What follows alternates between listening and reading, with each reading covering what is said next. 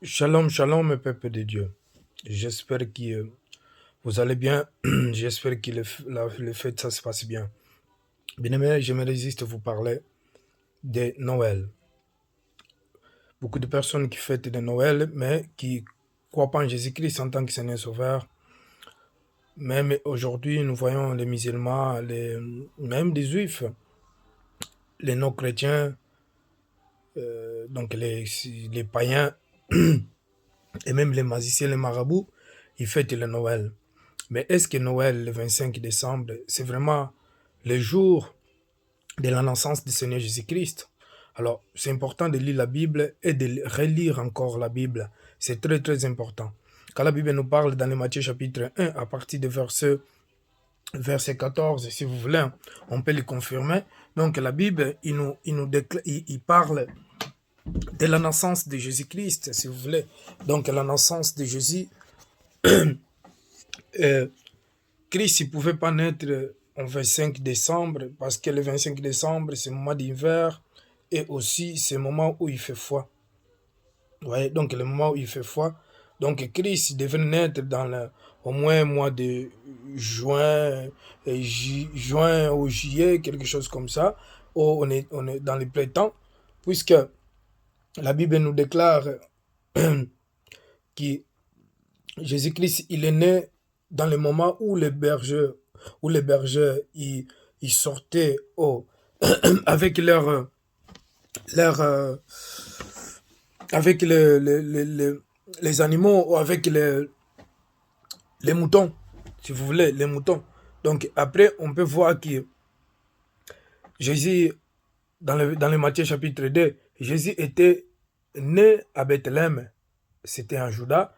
Il est né à Bethléem. Bethléem, c'était la ville, et dans une petite place, dans une petite ville en Juda.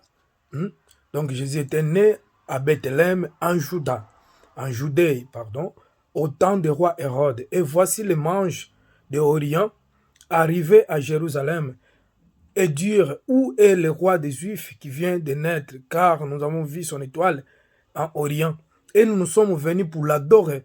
Donc les mages sont venus pour adorer Jésus-Christ qui est né à Bethléem en Juda et dire où est le roi des Juifs qui vient de naître, car nous avons vu son étoile et en Orient et nous sommes venus pour l'adorer. Ils sont venus pour adorer Jésus-Christ et pour aussi donner leurs offrandes.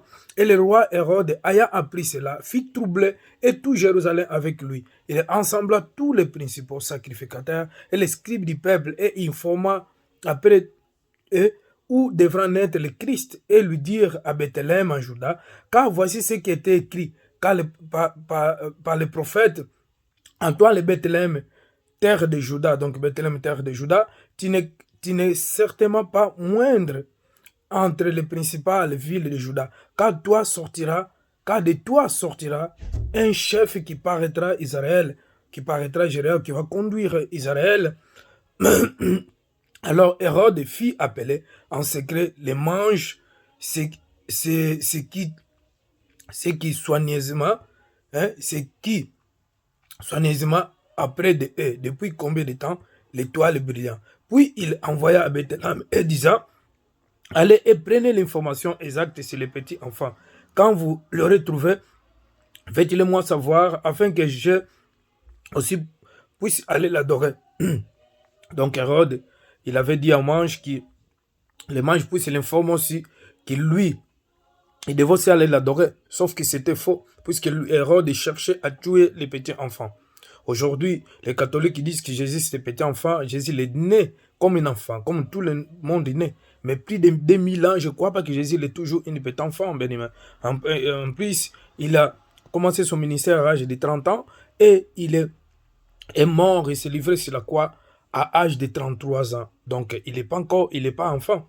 Et puis, il a envoyé à Bethléem et disait, allez, prenez des informations exactes sur les petits enfants. Quand vous l'aurez trouvé, faites-le moi savoir aussi, afin que j'aille aussi moi-même l'adorer. Après avoir entendu le roi, il partirait, et voici l'étoile qui avait vu en Orient, marchant devant eux, jusqu'à ce qui était arrivé au-dessus du lieu où il était le petit enfant, et elle s'arrêta. Donc, si c'était D'ailleurs, dans le verset 2, nous parlons de mange. Donc, si Jésus il était né au mois de décembre, en Israël aussi il fait froid. Donc, il y a de la neige, tout cela. Donc, je ne crois pas que Jésus pouvait naître dehors, puisqu'il est né dans les mangeoires, dans les places des brebis. Donc, c'était dehors. C'était bien un moment de printemps ou des moments d'été. Et nous allons continuer. Quand il aperçut l'étoile, il fut saisi d'une très grande joie. Donc, après avoir entendu le roi, ils sont partis. Et voici l'étoile. C'était l'étoile qui dirigeait les manches et qu'il avait vu en Orient, marchant devant eux, jusqu'à ce qui était arrivé au-dessus du lieu où les petits enfants il était donc et s'arrêta. Quand il perçut l'étoile, il fut saisi d'une très grande joie. Il entrerait dans la maison, virent des petits enfants avec Marie sa mère, se prosterna et adora. Il ouvrait ensuite leur trésor et lui offrait en présent de l'or et l'encens et des myrrhes. Puis divinement averti en songe de ne pas retourner vers Hérode, puisqu'Hérode il cherchait à tuer les petits enfants. Et dans une autre version, normalement je crois que c'est en Luc, si nous allons voir après, les, le, le, le, les bergers, ceux qui gardaient le troupeau, alors ils étaient aussi avertis pour aller adorer.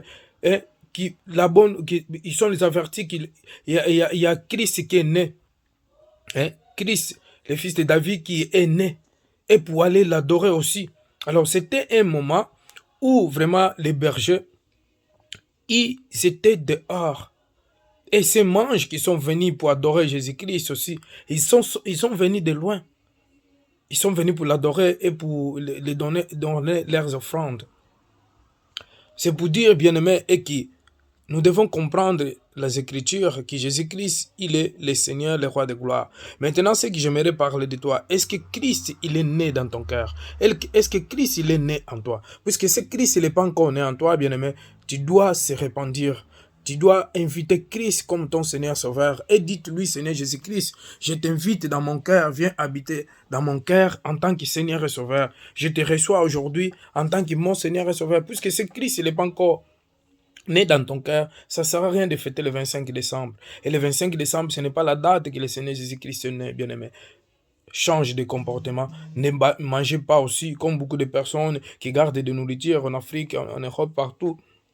Ils se préoccupent beaucoup qu'est-ce qui va s'habiller, les moments de fête, qu'est-ce qui va manger. Donc, ne sois pas, toi et les chrétiens, comme des gens du monde.